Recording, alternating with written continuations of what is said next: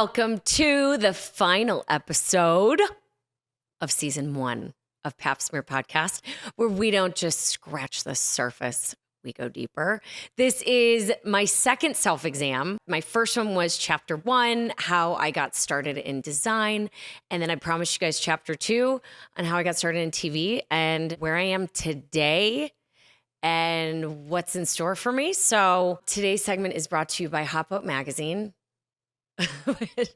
Which they're not in business and I don't have any fucking sponsors yet. So not true. But this t-shirt was given to me from my friend Michael, who's my producer on Battle on the Beach. They all joked around about Hop Out Magazine, me being on the cover, which I told you guys about in chapter 1.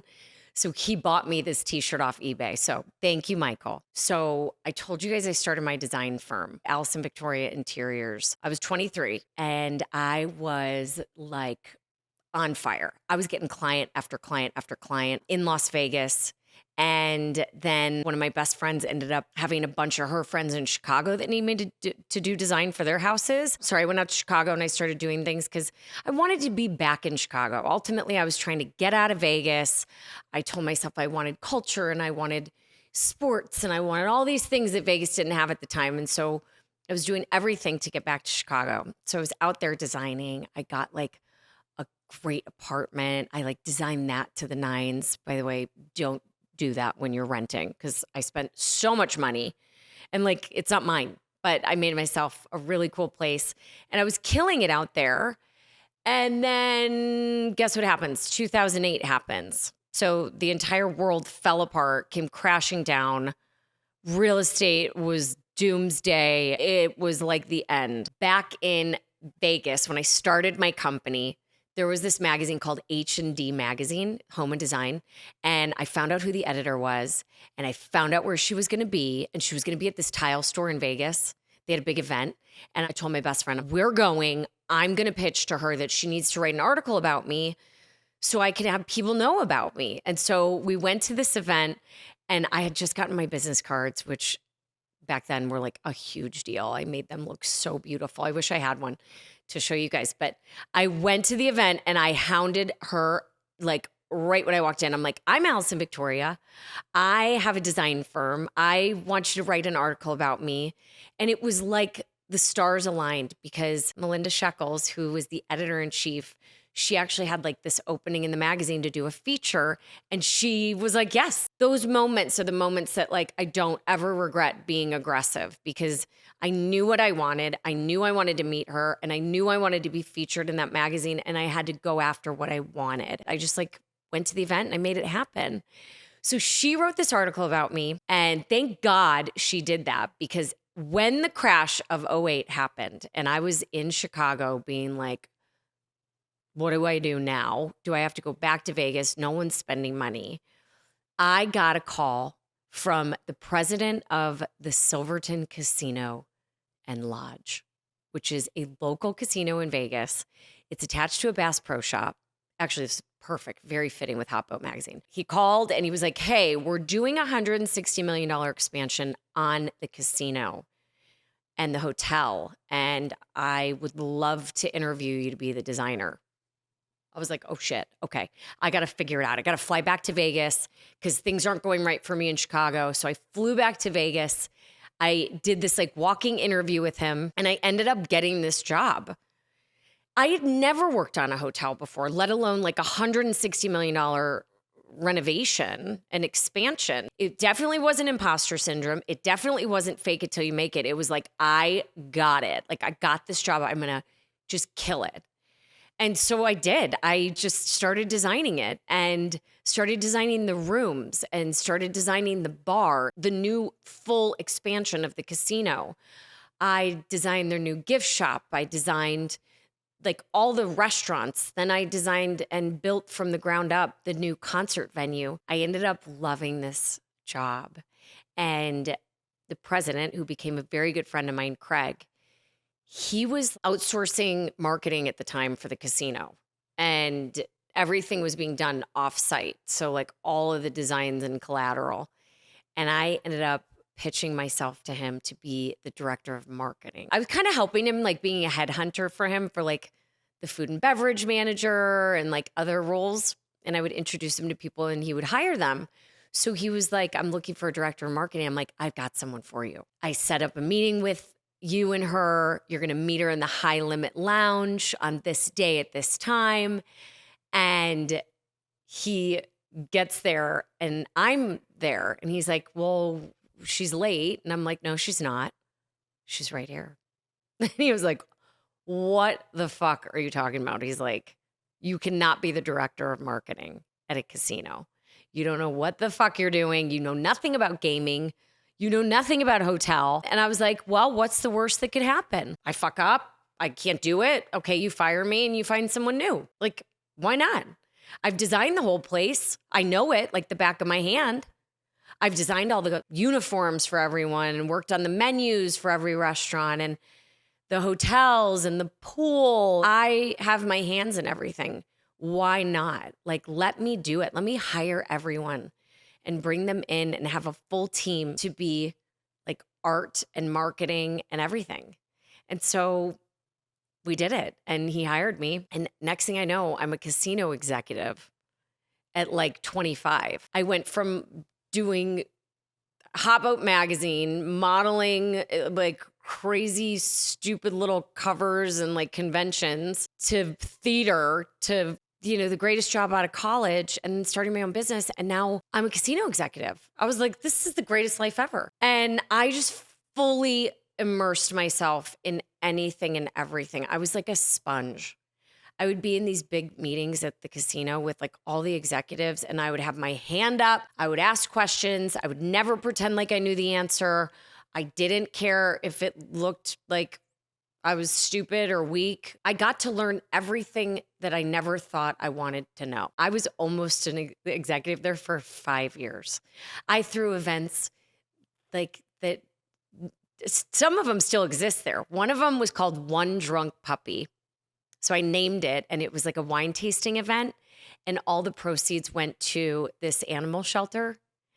And then I threw an event called Mustachio Bashio. Mustachio Bashio was supposed to be an event for like men's health and awareness for like prostate cancer and like Movember, people grow out their mustaches. So I threw this event. Everyone came with these mustaches. I did like a mashed potato eating contest. We went on like the news. It was me, my cousin Alexa, who was my marketing manager, my advertising girl, and I made us wear like these stick-on mustaches on the news in Vegas. We just threw crazy events and like brought attention to this Silverton. And I just was thinking outside of the box. I'm like, well, there's no better person to bring in for director of marketing than someone that has no idea what they're doing, because then I'm doing things differently, booking different concerts, different fun gaming promotions, just opening things up to a younger demographic. And like, I had the best time of my life. And while I was at the casino as the director of marketing, I also was still running my business full time. So Allison Victoria Interiors was still going. And while I'm at the casino, like year 2, I get a random email from a production company out of Sacramento. And it was like a mass email to a ton of designers in Chicago. And the email was just like, we're looking for a designer in Chicago to be part of a TV show. And please email us back. And I wrote back, I'll never forget, I wrote back, fuck yes, I'm your girl. Like, that's what I wrote back. At the time, I was designing a penthouse for a private client for my firm, Allison Victoria Interiors, at the Trump Towers in Chicago. And they're like, we want to meet you and your contractor and your team out there. I just remember my contractor, Damien, got like dressed up and like wore like way too much cologne and a bunch of like gold chains. He was so ready. He looked like he was going to a nightclub. And I get there and I meet the producer, and her name's Tiffany. Tiffany is the reason that I am here doing television or a podcast even. When she said I got the job, I was like, what is the job? And she's like, you're going to be a ghost designer on a show called House Crashers. Ghost designer means you do all the work, you don't get to be on camera, No one knows who you are and you get paid shit. Like, I think I got paid like $1,500 to do it all. I'm like, I'll take it. I'm doing this. Like, I don't know what this is going to lead to, but I want to take a shot at it and like see what happens. So I said yes. I started designing. And I think Tiffany's the one that went to Peter, who owned the production company, and told Peter, like, I think this girl's got it. We should put her on camera. And so they were like, hey, we know you're a ghost designer for this episode, but we'd like to put you on camera. I was so sick to my stomach, you guys. I was like, I almost threw up just thinking about it. I was so nervous, but I was in. I said, yeah. I woke up that first day of filming, and day one, we're doing demo. I'm part of the demo team. And I remember hitting a cabinet off with like a sledgehammer, and it like hit me in the face and like cut my face open. Way to make an introduction on television, Allison. I like looked so dumb. At the end of 4 days of filming, it was the most invigorating, exciting, like adventure that I've ever been on.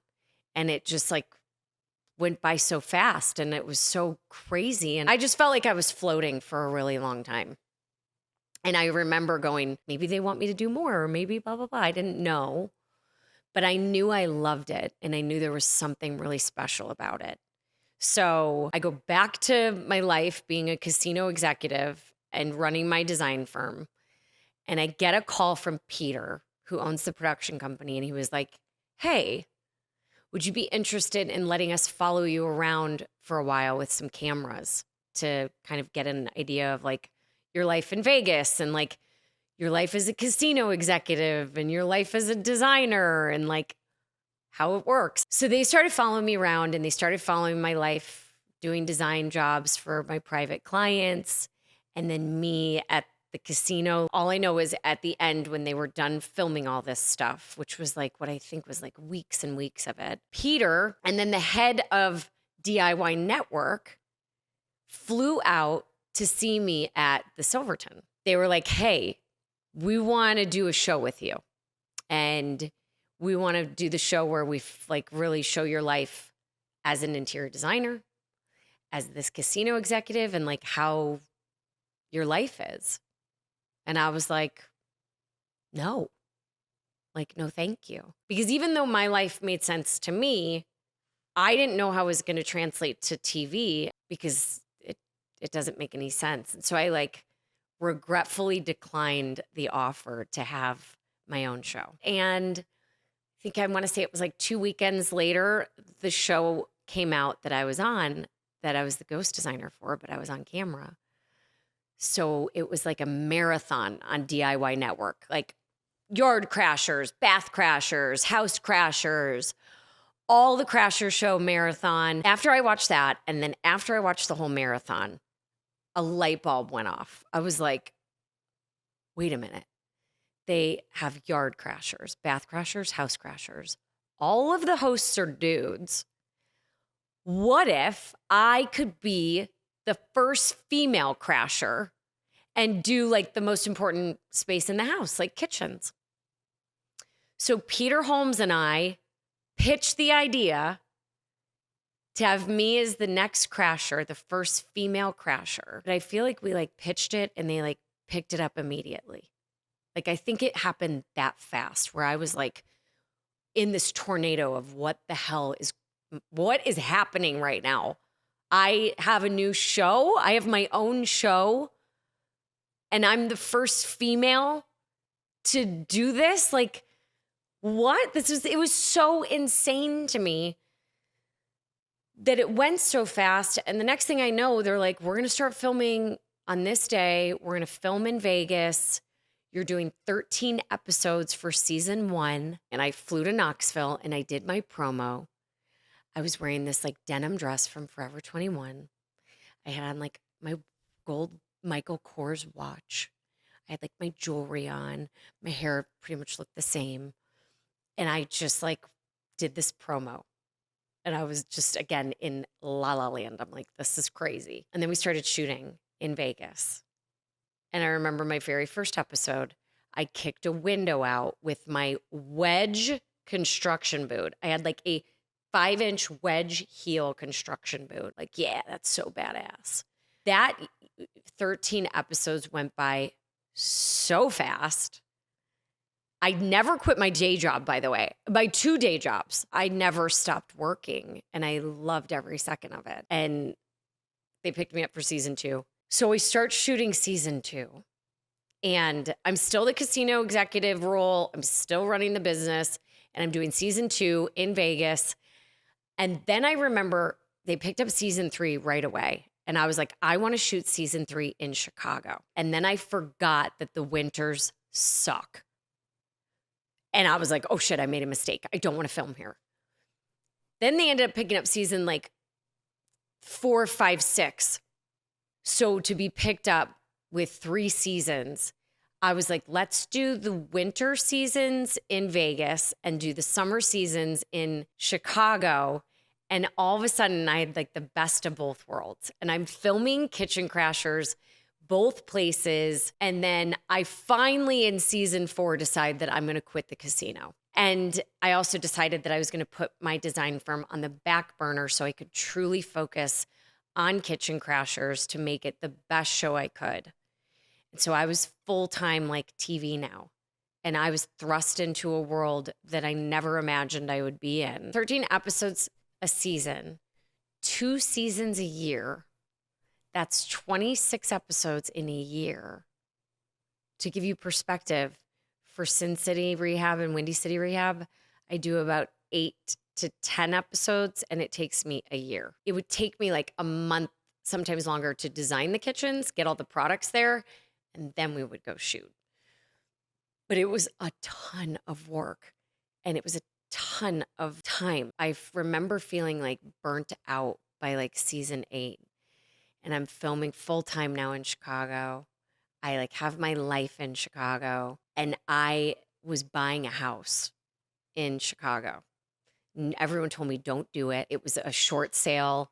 It was an old brownstone built in like 1905. It was right in Wicker Park. It was run down, and I ended up buying the house. And I'll never forget, I talked to my crew on Kitchen Crashers in Chicago. They were like my family, Rachel, my producer, and Joe, my cameraman. And I'm like, guys, I'm going to pitch a new show. I'm going to rehab houses in Chicago. Like, who's coming with me? It was like such a Jerry Maguire moment. I'm like, who's coming with me? And Rachel was like, I'm going to go do something else. I love you, but I think I'm going to venture off. And Joe was like, I'm sticking with you. You're going to put my kids through college. Like, we just were like so excited and eager. And I ended up pitching the show with the same production company. And this was at the time when Discovery was acquiring Scripps Networks. So this big acquisition was happening. And I believe that's why Windy City Rehab got picked up, is because it was like being less conservative and taking more risks. And I think the network was ready for it then. And so they said yes to a pilot. The pilot took about a year to film. The pilot aired. It was called Windy City Flip. And I'll never forget, I never wanted it to be called anything but Windy City Rehab. It was very important to me. The name was everything. But they kept trying to name it something else. And I was like, I'm going to stick to my guns here. Like, I want my show to be called Windy City Rehab. I'm not going to let this change. And I want to be an executive producer on my show. And they were like, nope, nobody gets to be an executive producer on the show. I was like, this is my show. Like, I created it and I pitched it to you. And like, I want to be an executive producer on it. And I'll never forget Allison, who was the head of HGTV at the time, was such an important role in like who I am today, because she believed in me and she was like, I don't think you're going to get it, but I can definitely try. And I was like, I'm not doing it without it. Like, I need to be an executive producer. This show is like my baby. And I'll never forget, I was in Italy on vacation with my boyfriend at the time. And Allison texted me and she was like, can you talk? I get on the phone. I remember what I was wearing. I remember where I was sitting. And she was like, are you sitting down? I'm like, nope. And then she goes, you got it. You got it. You're executive producer of your show. I was like, yes. Oh, also, that was the next big break for me because it was going to be on HGTV. One of the biggest reasons I got on HGTV was because of my friend, my late friend, Lauren Roosh, who I just went to his celebration of life like 3 days ago in New York. What an amazing human being who believed in people, because that celebration of life was surrounded by 1 million people that he did that for. He touched so many lives and made this possible for me. And I love him and miss him dearly. He just took my career and changed the whole trajectory of my life. And I was off and running on Windy City Rehab. And anyone who knows Windy City Rehab knows that I went through absolute hell and came back from it. But that is another chapter. So I'm not going to talk about that now. But that chapter was a very dark chapter of my life. And that is why Sin City Rehab, which is what I'm filming now and what I pitched to the network about a year and a half ago, is a huge new chapter of my life. I wanted to move back to Las Vegas. I wanted to end the chapter in Chicago. I built this dream home out there, but I wasn't living the dream anymore. And I just like needed to leave. And so I wanted nothing more than to film Sin City Rehab for years and years and years. And I finally had the opportunity and the show was picked up. And Windy City Rehab was nominated for an Emmy, which was like the highlight of my career. To have us nominated for an Emmy was like, I could die now and be happy. That feeling is a feeling that I cannot explain. It's a feeling that like I still will never, I'll just never forget, where I was like, I was crying hysterically. And I was like, this is like everything I've ever dreamed of and more. And then the Emmys asked me to be a presenter. I was like, stop. Like, who is making this shit up? Like, I'm now presenting at the Emmys. I'm nominated for an Emmy. My team, who all of us were nominated, are all there together from Chicago celebrating. That's another chapter. I'm going to do 1,000,001 self-exams and break these out for you guys, because all of them deserve their own little mini episode. And I'm going to ask you guys after this, like, which ones you really want me to talk about. And I'll do a bunch of these self-exams for you when we come back for season 2. But let me say this. You guys are the reason that I'm still able to do what I love. And I don't take that for granted. And, you know, TV's changing. Right now, it is in such limbo that none of us know what's going on. I'm in this space where I'm the happiest I've ever been. But then at the same time, I'm the most scared that I've ever been, because I've been doing television for almost 16 years. But I don't know what's going to happen after this. I just know that I'm going to finish Sin City Rehab, and I'm going to give you 8 of the most amazing hours of television that you've ever seen. You're going to get to see the side of Vegas that I know, the side of Vegas that's local, the side of Vegas where my grandmother lived right down the street from me, where my best friends live, where life happens, where I went to college, where I got my first job, where I had my first breakup. But I'm so excited. And just like I said, this is your last appointment of season 1 of Pap Smear Podcast.